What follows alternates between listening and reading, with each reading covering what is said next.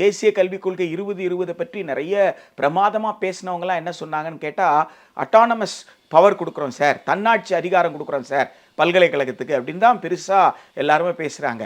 இந்த இந்த ஒழுங்காற்று விதிகள் நடைமுறைக்கு வந்ததுன்னு சொன்னால் பல்கலைக்கழகங்கள் ஒரு முகவர் நிலைக்கு இருக்கும்.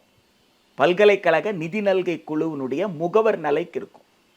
முகவர் நான் சொல்ற ஏஜென்ட், ஒரு இண்டிபெண்ட் அட்டானமஸ் பாடியாக இனிமேல யூனிவர்சிட்டி செயல்படவே முடியாது.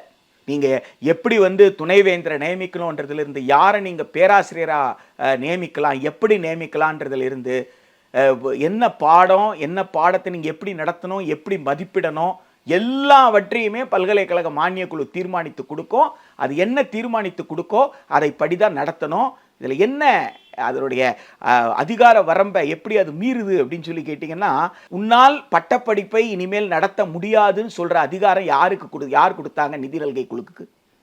அதுக்கு பேரே நிதி நல்கை குழு தானே. கிராண்ட் கொடுக்கறதுக்காக உருவாக்கப்பட்டது தானே.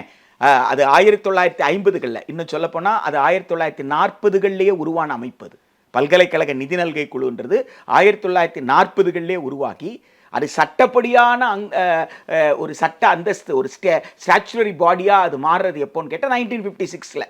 இப்போ அந்த ஸ்டாச்சுட்டரி பாடியாக அது உருவாகும் போது, அது ஒரு சட்ட அதிகாரம் பெற்ற ஒரு அமைப்பாக அது மாறும்போது, அதற்கு கொடுக்கப்பட்ட பணி என்னன்னு கேட்டால், இந்தியா முழுக்க பல்வேறு மாநிலங்கள் பல்வேறு பல்கலைக்கழகங்களை உருவாக்கி நடத்திட்டு இருக்கிறாங்க. எனவே உயர்கல்வியில், உயர் ஆய்வில் தரங்கள் சம்பந்தமான வழிகாட்டுதலை கொடுப்பதற்கும், அந்த வழிகாட்டுதலை நடைமுறைப்படுத்த வேண்டும் என்று சொல்கின்ற போது அவர்களுக்கு தேவைப்படக்கூடிய நிதி என்ன என்று பரிந்துரைப்பது தான்.